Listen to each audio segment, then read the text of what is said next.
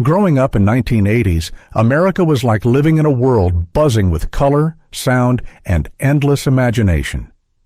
It was an era of mixtapes, neon fashion, playground games, and the thrill of new technology sneaking into everyday life. Childhood felt both simple and electric, filled with tiny rituals, secret treasures, and friendships that shaped who we became. Let's take a walk back into those unforgettable moments. I remember those little pencil-top erasers we used to have. Some were shaped like tiny bears, others like pieces of candy, and I would spend hours just swapping them with friends, marveling at how something so small could bring such joy. I still smile thinking about those tiny treasures. In class, we didn't have fancy projectors or iPads. No, we'd sit in our wooden desks, watching black and white educational films flicker on a small TV in the corner. Somehow, those grainy images and scratchy sounds made learning feel like a secret adventure we all shared. And oh, the fun of folding paper into fortune tellers. We'd sit under the big oak tree, creasing our papers, whispering silly fortunes to each other. Pick a color, pick a number. I swear those little games felt as magical as anything else in the world back then. Recess brought its own kind of treasure hunt. We collected pogs and slammers, trading them like they were gold coins. The satisfying clink when one landed just right on another made us giggle endlessly. It was a small joy, but it belonged entirely to us. After school, the living room became an arcade. We'd huddle in front of the Atari 2600, joysticks in hand, hearts racing as we tried to beat each other's high scores. Mom would call from the kitchen, but we'd pretend not to hear, lost in those glowing pixels. We had no cell phones back then, just our memories. I had to memorize phone numbers for school friends and family, and I'd walk around repeating them to myself, feeling proud when I never forgot. It made me feel grown up, and I think I carried that little skill forever. Music had its own magic, too. I remember pressing play on the boombox, glowing cassette deck lighting up the room, and losing myself in mixtapes I had made for special occasions. Every song felt like it had been chosen just for me, and the sound seemed to fill the house with joy. Scratch and sniff stickers were a small miracle.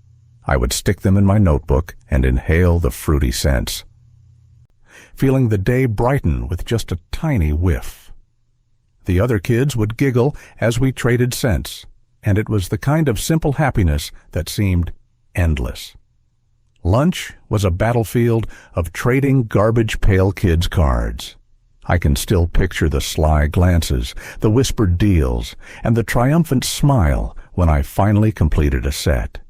Each card had its own story, and somehow we felt like tiny collectors in a big, colorful world. I can still remember sliding my feet into jelly shoes in bright neon colors, squishing as I walked, feeling like I had a little party on my feet. Every time it rained, they'd get sticky and wet, but we didn't care. We were just happy to jump in puddles and feel free. In school, we'd gather around overhead projectors, tracing maps with translucent paper. There was something mesmerizing about watching the continents glow on the screen, following the lines with our pencils, and feeling that we were exploring the world without ever leaving our classroom. Birthdays were magical with piñatas hanging from the tree. I can see my little hands swinging the stick, trying not to get dizzy, and the rush when candy finally tumbled out. We'd scramble and laugh and share, and for a moment, the world felt perfectly sweet and fair. And then there were those special movie screenings with red and blue 3D glasses. We'd put them on, giggling as images seemed to leap from the screen, feeling like we were part of another world. Everything looked bigger, brighter, and somehow more alive when viewed through those silly glasses. After school, I'd curl up in the corner and watch Reading Rainbow on PBS. The stories felt alive, and I'd imagine myself traveling to faraway lands, hearing the narrator's voice guide me through adventures. It was quiet magic, a gentle escape that made the world feel both big and reachable. Friendship bracelets were our tiny bonds. We'd braid them carefully from embroidery floss, choosing colors that meant something special. I still remember tying them on my friends' wrists, feeling that our friendship had become permanent in those colorful loops and knots, at least for that summer. I remember my trapper keeper, so neat and organized, bursting with papers and assignments. I decorated it obsessively, felt proud of every pocket and clasp, and carried it around like a treasure chest. It made schoolwork feel important and personal, and it was almost as fun as the lessons inside. Diaries with tiny locks were our secret worlds. I'd write down every little thought and feeling, closing the lock with a tiny click, sure that nobody could ever peek inside. It felt like holding my own heart in my hands, safe and sacred, only mine to read. Recess games like Simon Says and Red Rover were epic battles of attention and speed. We'd squeal and run, teasing each other, forming teams, and laughing until our faces hurt. Looking back, those games weren't just fun. They taught us rules, trust, and how to keep playing even when we lost. Notebooks became canvases for scratch and sniff stickers, tiny reminders of happiness stuck between homework pages.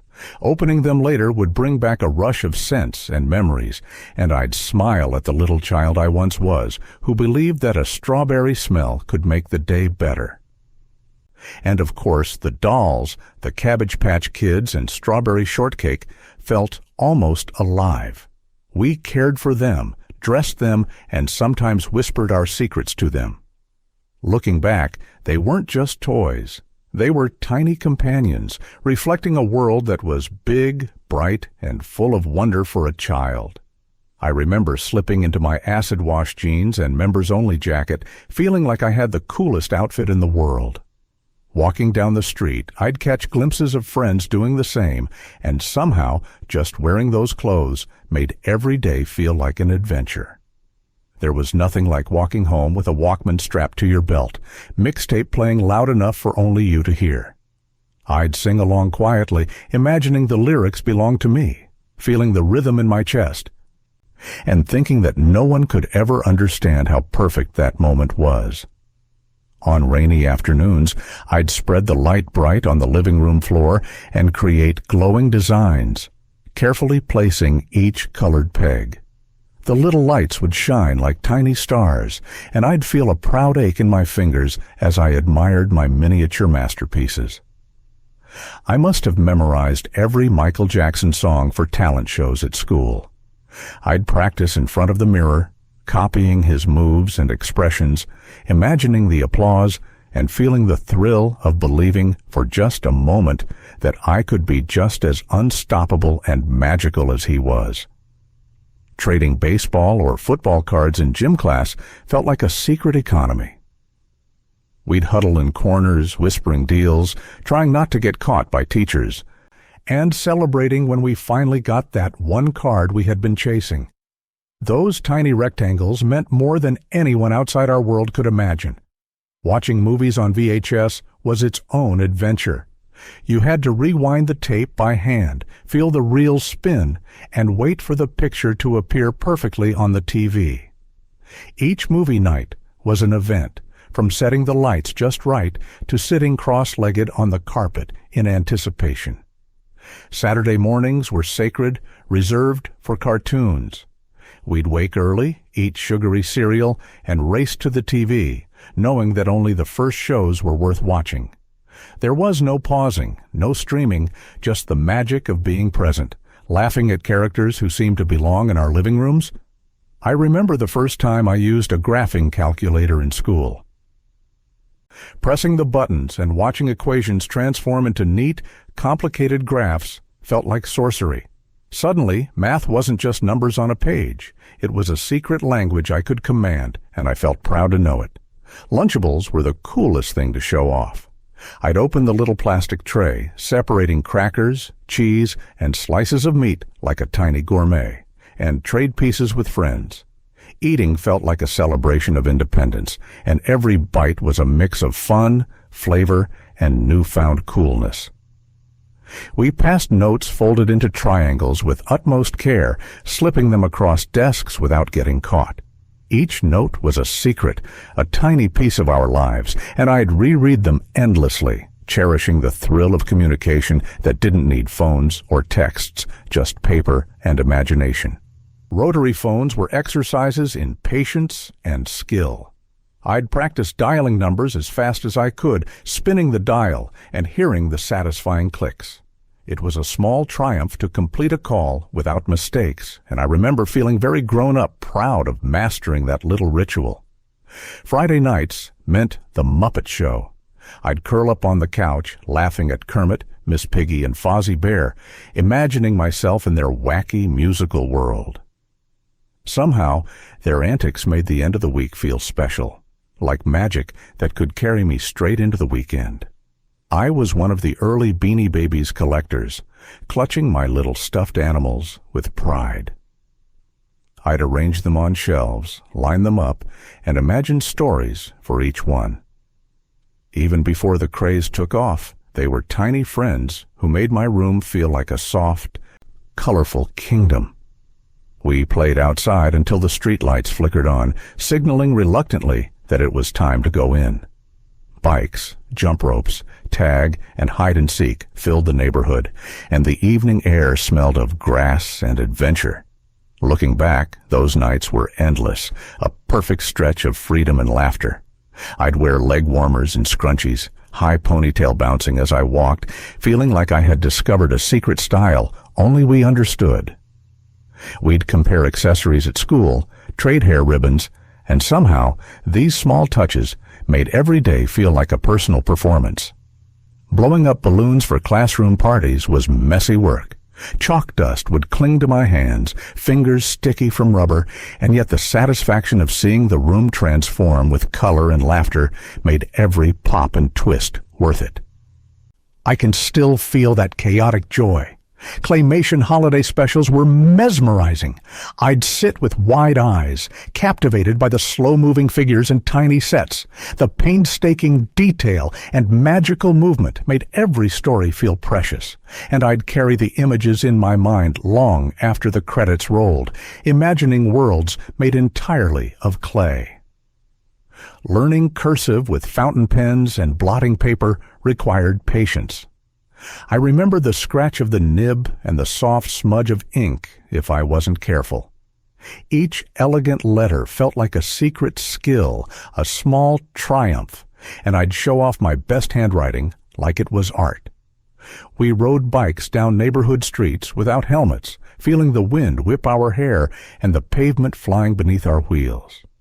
There was a thrill in that freedom, a taste of independence. And even a few scraped knees felt like proof we were alive and brave. Tetherball at school was fiercely competitive. The worn-out ball and frayed rope were our challenges, and every serve and swing became a battle of strategy and timing. We'd cheer, jeer, and compete endlessly, and I think tetherball taught us the fun of challenge and the joy of simple, shared games. Weekends meant strapping on roller skates and racing to the arcade or the mall. The wind in my hair, the squeak of wheels on pavement, and the anticipation of the flashing games made every trip feel like a tiny adventure we could barely wait to start. VHS home videos captured every family vacation, every awkward smile, and every laugh. Watching them later, I'd relive summers on sandy beaches or road trips across endless highways, smelling the sun and hearing the laughter again, realizing those ordinary moments had been quietly magical all along. I loved recording my own radio shows on cassette tape recorders. I'd announce songs, tell silly jokes, and even make pretend commercials, imagining listeners across the neighborhood. Pressing play later, hearing my own voice crack and laugh back at me, felt like holding a tiny universe in my hands. Little golden books were treasures in my room. I'd arrange them carefully on shelves, rereading my favorites over and over, letting the stories transport me to faraway lands. Each one felt like a doorway to adventure, and I cherished them as though they were pieces of gold. Passing gum under desks during math class was a secret thrill. I'd sneak a piece, chew quietly, and swap with friends, hearts racing to avoid detection. Somehow, those tiny exchanges made the whole day brighter, a mischievous reminder that school was full of small rebellions and shared laughter. Slap bracelets were the height of fashion and fun. I'd trade them with friends, flicking them onto wrists with a satisfying snap.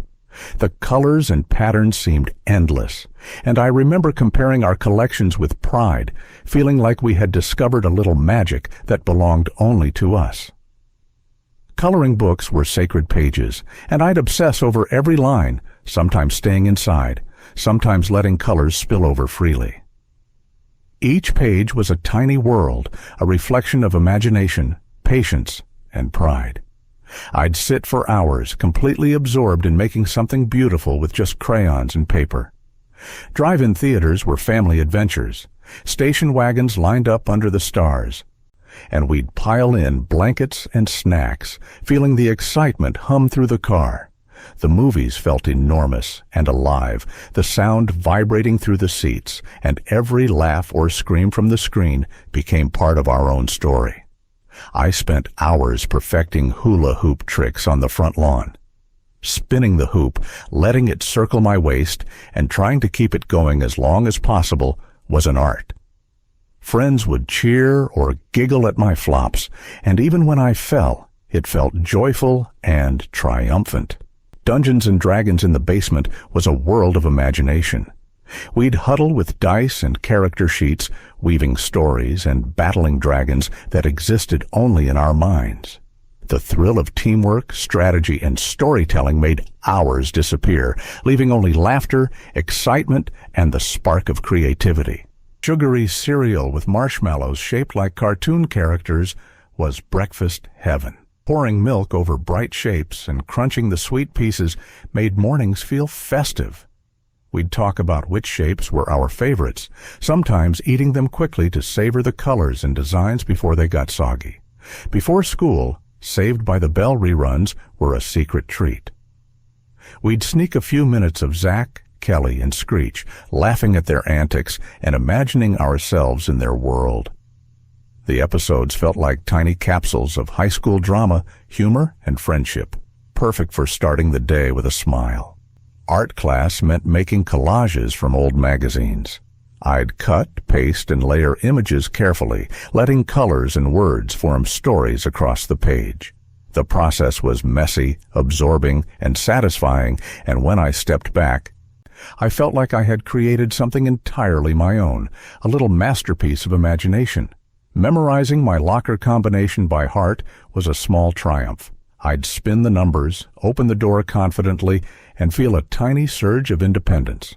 That metal box became my secret space, a place to stash notes, books, and treasures, and having full control of it felt grown-up and empowering. Polaroid cameras were tiny miracles. I'd snap a photo and wait with bated breath as the print developed in my hand. The magic of seeing an instant memory appear before my eyes made every picture feel precious. Every smile captured a little miracle, frozen in a moment I could hold forever. Trading comic books and posters with classmates was a serious business. We'd compare stories, characters, and artwork, negotiating like tiny merchants. Each trade felt like an exchange of imagination and trust, a way to share a world we loved, and I can still picture the thrill of holding a rare issue in my hands. Neon windbreakers weren't just clothes, they were a statement. Matching sets with friends made us feel bold, bright, and connected, almost like walking art. The fabric crackled as we ran or played, and wearing those jackets made ordinary walks and school days feel infused with energy and style. Roller rinks were magical under fluorescent lights and disco balls. The music pulsed as we skated around the wooden floor, holding hands, spinning, and laughing. Every trip felt like stepping into another world full of light, sound, and movement, a perfect escape from the ordinary hum of everyday life. Cassette adapters in cars let us play our favorite tapes anywhere. Sliding the cable into the stereo, hearing the songs we loved fill the car, and singing along with friends made every ride a little concert. It was a small miracle, letting our music travel with us, turning ordinary streets into stages. Paper airplanes were competitions of creativity and skill. I'd fold and crease carefully, aiming for distance or accuracy, launching them across the classroom or yard. When one soared perfectly, our cheers and laughter made the simple act feel epic, a tiny reminder that fun could be crafted with just paper and imagination. I loved settling in front of the TV to watch Fraggle Rock or Pee-wee's Playhouse. The worlds were silly, colorful, and magical, and I felt like I had been let into a secret land where anything could happen. I'd laugh and sing along, completely lost in their whimsy. Playing MULE, or Oregon Trail on the Apple II, was an adventure all its own. I remember the clunky keyboard, the glowing green screen, and the excitement of guiding characters through challenges. Losing a wagon full of supplies or colonists was heartbreaking, but somehow it felt like a real-life quest. Waiting for the newest blockbuster release tested patience in the best way. I'd stare at the shelves, scanning titles, and imagine the movies before I even held them. When I finally got my hands on a VHS, it was like winning a small treasure, and every night became a private premiere. Trading action figures with handmade accessories felt like running a tiny kingdom. I'd craft weapons or outfits from scraps, swap them with friends, and watch our creations battle in the backyard. Each figure was more than a toy. It was part of a story we were building together, piece by piece. Parachute pants and fingerless gloves weren't just fashion. They were freedom in motion. I'd jump, spin, and run, feeling the soft fabric flutter around me. Looking back, I realized we weren't just wearing clothes. We were expressing ourselves, daring to be bold, and having fun with every step. Stickers decorated every trapper keeper and binder like tiny works of art. I'd spend hours placing them just right, sometimes trading for new ones, always proud of how my collection transformed plain notebooks into something personal and alive. Every page felt like it told a story I had made. Outside, blowing bubbles with big containers of bubble solution was pure joy. I'd chase them across the yard, hands sticky and soapy, laughing as they floated and popped. It was mesmerizing to watch their rainbow shimmer in the sunlight, and even now I can remember the simple happiness of that fleeting magic. Practicing breakdancing moves in the driveway felt exhilarating. I'd spin, freeze, and kick, imagining crowds cheering me on. Skinned knees and scraped palms were badges of courage, and each attempt brought laughter, pride, and the thrill of movement. It felt like I had my own stage, right there at home. Viewmasters were windows to faraway places. I'd click the lever and watch 3D slides of mountains, animals, and cities, imagining I could step right into them. It was magical to feel like a traveler without leaving the living room, and I treasured every tiny adventure the reels offered. Otter Pops were summer's sweetest reward. I'd squeeze them from the metal molds, freezing them just right, and savor each icy bite. The colors were bright, the flavors strong, and even sharing them felt like a special ritual, a small, delicious way to celebrate the long, sunny days. School fairs were chaotic joy. Cotton candy clouds, dunk tanks, and ringing bells filled the air, and I'd run from game to game, hands sticky, cheeks flushed, heart racing. Every fair was a celebration, a place where ordinary school days transformed into magic, full of laughter and simple victories. Winter brought snow forts and icicle swords, turning the yard into a battlefield of imagination.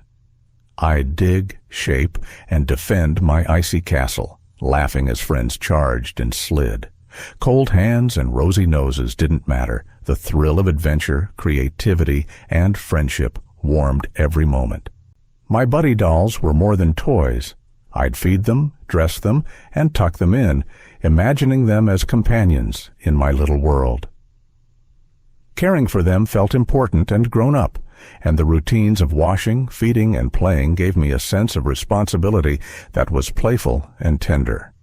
Reversible jackets were a small thrill. Bright patterns on one side, bold colors on the other. I could choose how I felt that day.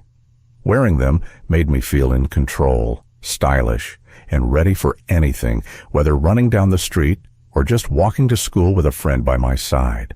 Writing secret codes in notebooks was serious business. I'd invent ciphers, hide messages, and pass them to friends with great care.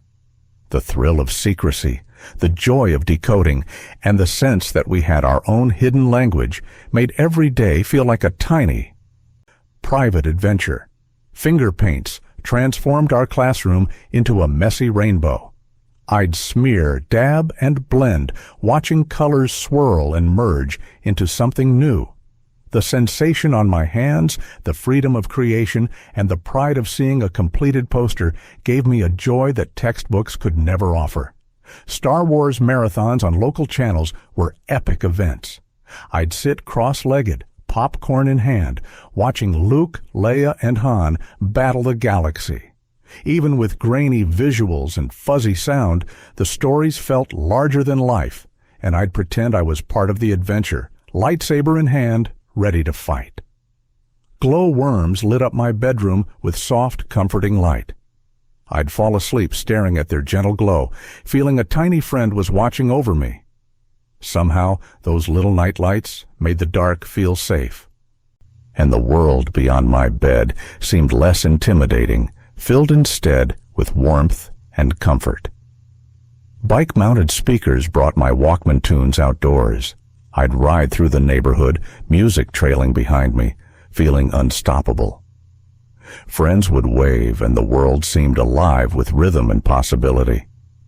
Even a simple ride down the street became a personal concert, a celebration of motion and sound.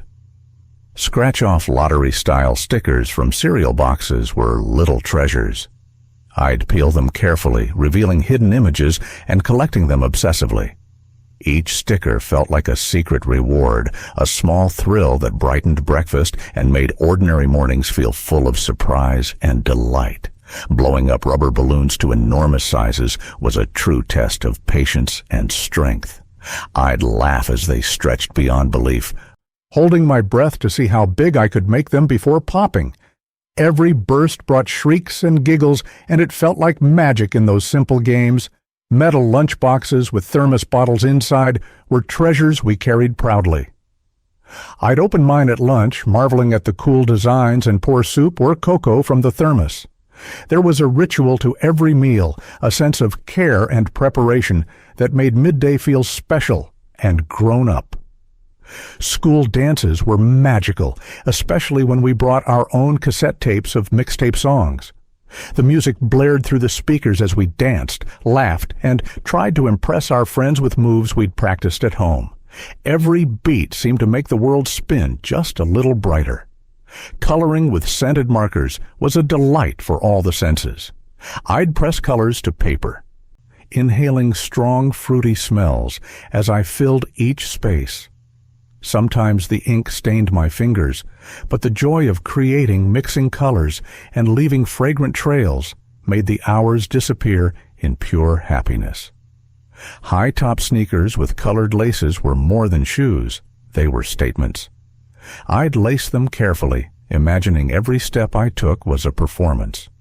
Skipping down sidewalks, running with friends, or just walking to school, those sneakers gave a sense of style, confidence, and boundless energy that defined our days. Building Lego sets with printed instruction booklets felt like engineering magic. I'd follow each page, snapping pieces together, feeling accomplishment with every section completed. The final creations were miniature worlds, proud monuments to patience and creativity, and I'd play with them for hours, imagining entire cities and stories in my living room. Movie adaptations of popular books in school assemblies were events we awaited eagerly. The lights would dim, the screen flickered, and we'd watch characters we had imagined come to life. Laughter, gasps, and whispered commentary echoed through the auditorium. and the stories felt richer for sharing the moment with everyone around us. Trading stickers from sports card packs was a careful art. I'd examine each one, negotiate, and swap with friends for the perfect addition to my collection. The thrill of scoring a rare sticker or completing a set felt like winning treasure, and every trade was a small adventure in friendship and strategy. Shrinky dinks were tiny magic in our hands. I'd draw carefully on the plastic, cut out shapes, and watch them shrink in the oven to miniature charms. The process fascinated me, and when the tiny pieces emerged, I'd admire them endlessly, proud of creating something delicate, colorful, and completely my own. Mechanical pencil sharpeners made a satisfying whirring sound that I loved. I'd twist and turn the pencil, listening to the scrape and spin, feeling that quiet rhythm of creation. It was small, mundane, yet deeply comforting. A little reminder that even the simplest tools could bring joy and focus. Skating rinks with roller disco nights were pure exhilaration. The lights flashed, the music pulsed, and we'd glide, spin, and hold hands with friends, caught in the rhythm of the floor. Every night felt like a small celebration where laughter, motion, and music combined into an unforgettable whirl of joy. Collecting pressed flowers to exchange with friends was delicate magic.